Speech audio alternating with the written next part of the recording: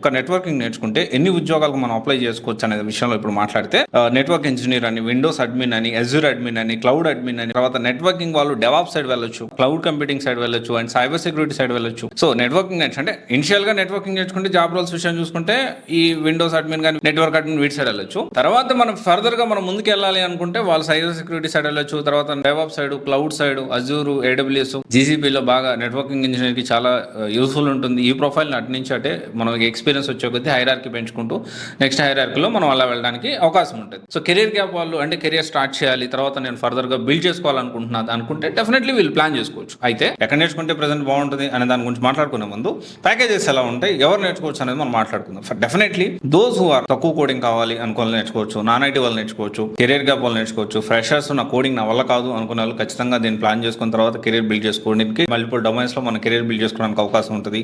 So వీళ్ళందరూ కూడా నేర్చుకోవచ్చు. అండ్ ఇప్పుడు ఎంబీఏ వాళ్ళు, ఎంసీఏ వాళ్ళు, తర్వాత బీటెక్, డిగ్రీ, ఎనీ గ్రాడ్యుయేట్ అనేది నేర్చుకోవచ్చు.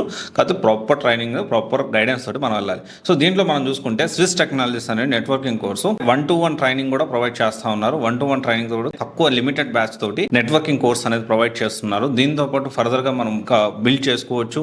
సో దీనికి ఒక ప్రాపర్ ప్లానింగ్ తోటి అంటే మళ్ళీ కెరీర్ గ్యాప్ వచ్చింది, మనం రీస్టార్ట్ చేయొచ్చా, so what if in case fresher అంటే ఈ కెరీర్ గ్యాప్ వచ్చిన ఈ ప్రొఫైల్ ఫ్రెషర్ గా రాకపోతే వాళ్ళు ఎలా ప్లాన్ చేసుకోవాలి, దీనికి సంబంధించిన గైడెన్స్ కూడా ప్రొవైడ్ చేస్తారు. ప్రాపర్ గా స్టెప్ బై స్టెప్ ప్రాసెస్ తీసుకువెళ్తారు. స్విస్ టెక్నాలజీస్ నెట్వర్కింగ్ కోర్స్ అయితే ప్రొవైడ్ చేస్తా ఉన్నారు.